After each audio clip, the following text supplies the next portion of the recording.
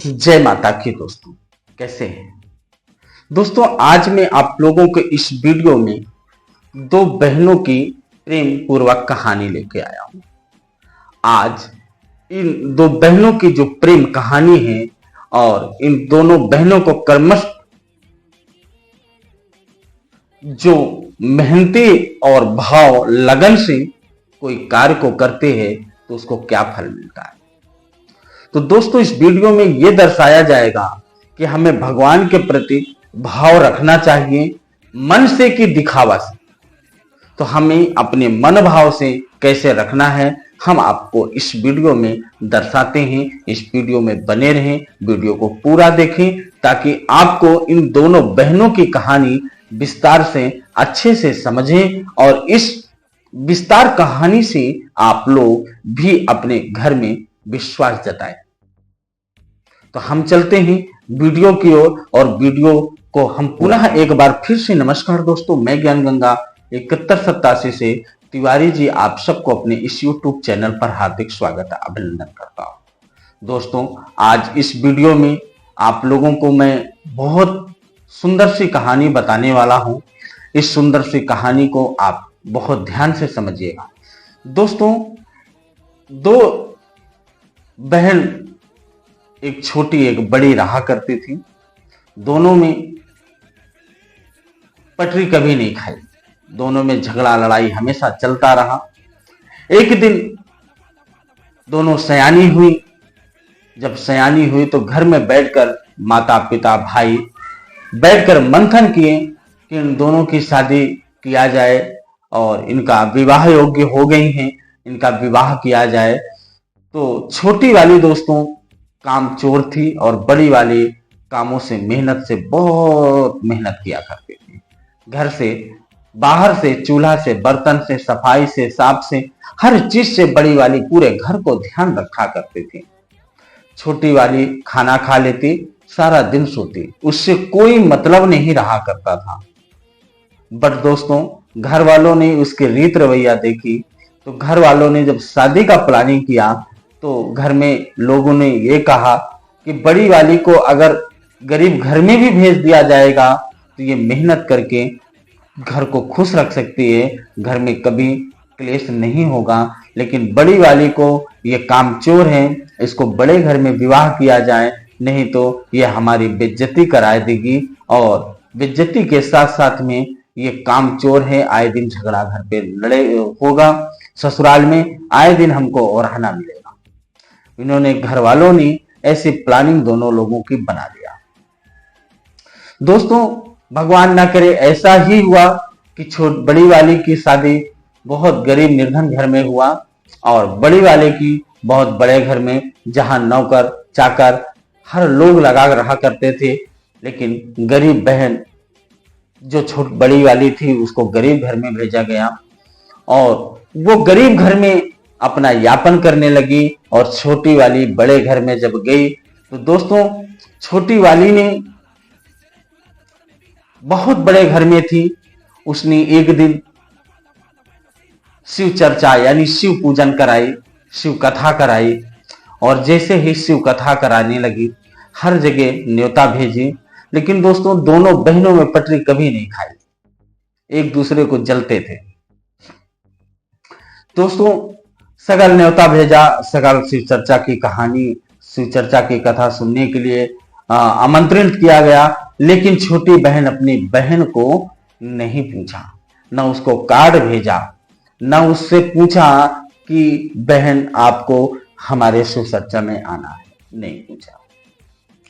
दोस्तों जब कथा चालू हो गई छोटी के घर में और जब बड़ी के कानों में आवाज गई कि हमारी छोटी बहन घर में कथा शिव चर्चा कर रही है तो और हमको बुलाया भी नहीं, हमको इनवाइट भी नहीं किया।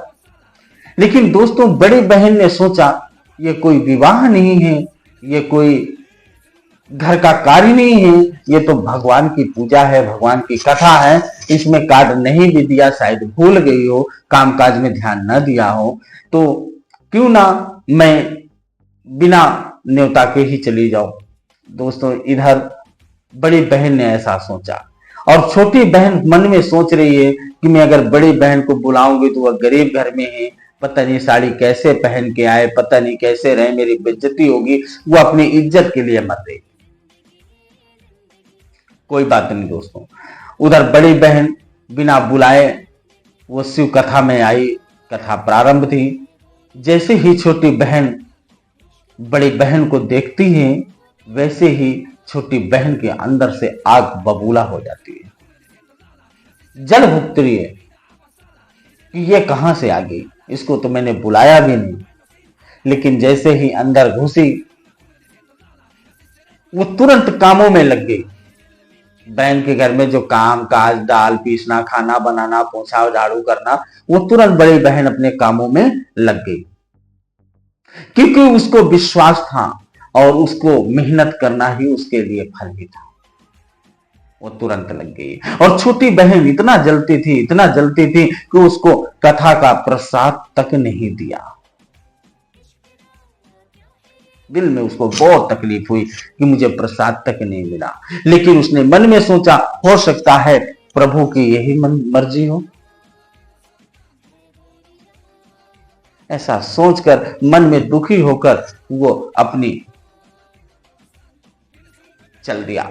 लेकिन चलते चलते सोचती है कि मैं घर जाऊंगी, बच्चे पूछेंगे कि मौसी के यहां गई थी तो क्या लाई हो, मैं क्या जवाब दूंगा।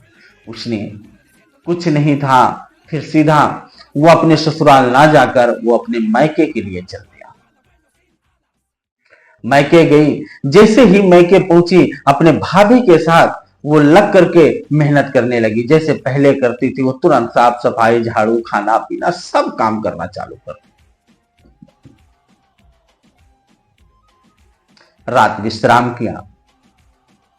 सॉरी दोस्तों, वो जैसे ही अपने मायके की ओर चल दिया, वैसे ही उसने जब कुछ दूर गई तो एक उसको तुलसी का पौधा मिला। जब तुलसी का पौधा मिला तो वहीं पर एक बूढ़ा बैठी थी। उसने कहा, बेटी मेरा बहुत बुढ़ापा आ गया है, बेटी ये तुलसी के पास बहुत गंदा है, इसे साफ कर दो। कहा, ठीक है माताजी, हम साफ करे दे रहे हैं। वो बेटी ने तुलसी चौरा के पास अच्छे से साफ सफाई कर दिया। जब साफ सफाई करके चल दिया तो बूढ़ा ने बोला, बेटी वापस आते समय मुझसे मिलकर जरूर जाना। कहा, ठीक है भैया, जरूर आऊंगे। फिर कुछ दूर गई तो एक शिव जी की मंदिर मिली और उस शिव जी के मंदिर में एक बुढ़े बाबा बैठे थे। उसने बाबा ने बुलाया, बेटी जरा यहां आना। गई, कहा, बेटा मंदिर बहुत गंदी है, जरा मंदिर की साफ सफाई कर देते, बुढ़ापा में हमसे किया नहीं जा रहा। बेटी ने कहा, ठीक है बाबा, मैं मंदिर की साफ सफाई कर देता हूं। मंदिर की साफ सफाई बिटिया ने किया और जैसे ही चल दिया तो बाबा ने कहा, बेटी वापस आते समय हमसे जरूर मिलके जाना। कहा, ठीक है बेटी बाबा। दोस्तों, यहां पर एक नियम है, अगर कोई भी विपत्ति है, आपका काम सफल नहीं हो रहा है, आप काम नहीं बन रहा है, तो मंदिर की साफ सफाई करना चालू कर दो और यह प्रेडिकल है कि आपका काम सफल हो जाएगा। प्रतिदिन झाड़ू लगाना चालू कर दो मंदिर, अवश्य आपका काम सफलता हो जाएगी। जितने भी काम रुके होंगे पुनः कार्य आपके पूरे हो जाएंगे, ये मेरा वादा है। दोस्तों, उस बाबा से भी बेटी ने बोला, ठीक है बाबा, वापस आते समय मैं जरूर आपसे मुलाकात करूंगा। चलिए, कुछ दूर गई, नदी थी, नदी के किनारे एक बूढ़ा बैठी थी। कहा, बेटी कुछ लोग आए, ये घाट पर बहुत सारी गंदगी मचा दिए, इसको साफ कर दो। कहा, ठीक है माते, मैं साफ कर देता हूं। घाट में जैसी भी गंदगी थी, जैसा भी था, उस बेटी ने साफ किया। और वो बूढ़ा ने जाते समय भी बोला कि बेटी जब आना तो मुझसे जरूर मिलके जाना। ऐसा बोलकर बेटी ने चल दिया और वो बूढ़ा ने बोला और बेटी फिर अपने मायके की ओर चल दिया। जैसे मायके पहुंची, अपने भैया से सारी परिस्थिति बताई और बताने के बाद अपने भाभी के साथ कार्यों पर लग गई। तुरंत हाथ बटाने लगी, मेहनत करने लगी, साफ सफाई करने लगी, पोछा करने लगी, तुरंत अपने कार्यों में लग गई। उसको ये नहीं लगा कि मैं आई हूं आराम करूं, नहीं, वो अपने कार्य पे लग गई। रात विश्राम किया, खाना पीना खाई, रात विश्राम की। सुबह उठते ही वो फिर वापस ससुराल के लिए जब चल दिया तो उसके भाई ने बहुत सारे जेवरात, बहुत सारे पैसा रुपया एक थैला मत बनाकर उसको दे दिया। जब लेके थैला चल दी तो वही नदी के किनारे बैठी बुढ़िया के पास पहुंची तो उसने एक भरा बैग से थैला दे दिया। कहा, बेटी इसको रास्ते में नहीं खोलना, घर जाके ही खोलना। कहा, ठीक है माते। इसके बाद उसी शिवाला मंदिर में गई। बाबा ने बहुत भारी बैग दे दिया। कहा, बेटा इसको रास्ते में नहीं खोलना है, इसको आपको घर पे ही खोलना है। कहा, ठीक है बाबा। इसी तरीके तुलसी वाली बूढ़ा के पास जब पहुंची तो तुलसी वाली बूढ़ा ने स्वयं भरा बैग उन्होंने भी दे दिया। कहा, बेटी इसको घर पे ही खोलना है। और दोस्तों, वो कोई मनुष्य नहीं थे, वो साक्षात भगवान थे। जो नदी के तट के किनारे बैठी थी वो स्वयं गंगा मैया थी और जो मंदिर में बैठे बूढ़े थे वो स्वयं शिव शंभु भोलेनाथ थे। जो तुलसी मैया के पास बैठी बूढ़ा थी वो स्वयं तुलसी मैया थी। ऐसा कहकर बैग लेकर वो बड़ी बहन अपने घर को, ससुराल को चली गई। जब खोल के घर पे देखती है तो बहुत बैगों में, किसी में सोना चांदी, किसी में रुपया, किसी में सोना जयरात, बहुत सारी चीजें, बहुत सारी लक्ष्मी, बहुत सारा रुपया, पैसा, दौलत सब भरा बैग से मिले। अंदर से खुश हुई, मन में सोची कि शायद शिव चर्चा कथा में मुझे प्रसाद नहीं मिला, शायद वही प्रसाद का फल है मुझे मिल रहा है। कहा, ये भोले की महिमा है, ये परमात्मा की महिमा है और मैं जरूर शिव चर्चा करूंगा। ऐसा बोलकर सारे पैसे रुपया से बढ़िया कोठी, बंगला, गाड़ी, मोटर और सारे महल बढ़िया तैयार कर दिया। जब तैयार कर या रानी की तरह बन गई तब कथा शिव चर्चा की उन्होंने कराना के प्रारंभ कर दिया और चालू करवा दिया। जब छोटी बहन के यहाँ न्योता गया तो छोटी बहन बड़ी क्रोधित हुई, कितना पैसा कहां से ये पा गई और इनकी क्या औकात हो गई कि जो है ये शिव कथा कराएगी, इसमें तो बहुत सारा पैसा लगता है। लेकिन जब वो न्योता करने आई तो देखी रानी की तरह मेरी बड़ी बहन निकली और उससे पूछने लगी, बहन तो चोरी जरूर कहीं किया, कहां डकैती मारी है? कहा, नहीं, ये सब भोले की महिमा है, जो मुझे तूने प्रसाद नहीं दिया उस दिन मुझे बहुत कष्ट हुआ। बड़ी बहन ने पूरी परिस्थितियां बताई अपने रास्ता की और पूरी कहानी बताई। कहा, आपने मुझे प्रसाद नहीं दिया, आज ना प्रसाद देने का ही ये मुझे फल मिला है। अब छोटी बहन मन में सोचने लगी और कही बहन से कि बहन मुझे प्रसाद मत देना, जब शिव कथा खत्म हो जाए तो प्रसाद मुझे मत देना। अब वो दिखावा यानी नाटक, अब इसे भाव नहीं, क्योंकि जब भाव होता है तो अलग होता है, वो दिखावा करने लगी। सेम उसी तरीके छोटी बहन ने किया।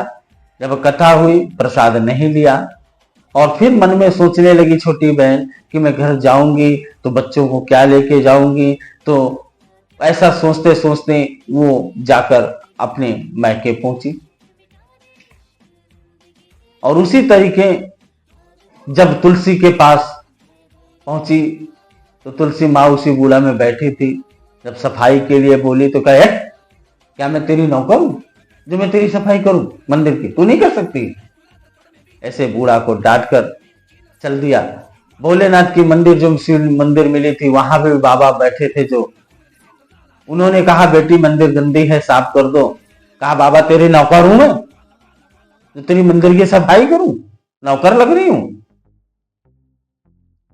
ऐसा कहकर चल दिया। लेकिन वो तुलसी वाली बूढ़ा भी, और बाबा ने कहा कि वापस आते समय मुझसे जरूर मिलना बेटी। वैसे गंगा मैया के किनारे जब पहुंची और वो बूढ़ा भी ऐसे बोले तो बूढ़ा को भी बहुत सारी धमकियां दी। ऐसा धमकी देकर अपने मायके पहुंची भैया के दरबार में और अपने बड़ी बहन की सारी कहानी बताई। अपनी सारी बड़ी बहन की करतूत बताई कि मुझे प्रसाद नहीं दिया।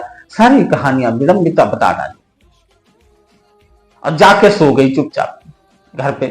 हुआ सवेरा, जब ससुराल जाने लगी छोटी बहन तो टाटा टाटा बाय होने लगा, पांव छूने लगे भाई। तो कहा भाई विदाई कर रहे हो बहन की, कुछ दोगे नहीं? कहा तुझे क्या दूं? कहा तू तो बड़े बहन को बैग भर के दिए थे। कहा उसने अपने भाभी के साथ काम किया, अपने भाभी के साथ मेहनत किया। वो तुम तो आई हो जब से लेटी हो ना, लेकिन उसने आई है तो भाभी के साथ खाना बनवाई, पकवाई, साफ सफाई, सब कुछ काम किया। उसके कर्म अच्छे हैं, उसको मिला। वो अपने भाई को बहुत उल्टा सीध बोल करके चली गई। और जैसे गंगा नदी किनारे पहुंची तो एक मट्टी का भरा बैग दे दिए, और भोलेनाथ ने भी उनको मट्टी का भरा बैग दे दिए, और तुलसी मैया ने बैग दे दिया। तीनों लोगों ने बोल दिया कि इसको रास्ते में नहीं खोलना, घर पे ही खोलना। जब घर में खोली तो सारे मिट्टी, तीनों बैग में मिट्टियां मिली। तो दोस्तों इस कहानी से यह समझना चाहिए, दिखावटी हमें भगवान के प्रति अगर भाव लगाना है तो सच्चे भाव से प्रभु को स्मरण करो और प्रभु से प्रीत लगाइए, अवश्य आपको फल मिलेगा। अगर दिखावटी करोगे तो फल कभी नहीं पाओगे। तो बड़ी बहन की तरह कर्म करो और कर्म करने का फल मिलेगा, जरूर मिलेगा। अगर आप किसी विपत्ति से उलझ रहे हैं, किसी संकट से उलझ रहे हैं, आपके कार्य पूरे नहीं हो रहे हैं, तो दोस्तों हमने बताया था कि अपने मंदिर, घर परिवार के मंदिर में साफ सफाई जरूर रखें। आपको आपके रुके कार्य जरूर पूरे होंगे, ये मेरा वादा है पूर्णतः। जय माता, जय बगलामुखी, हर हर महादेव।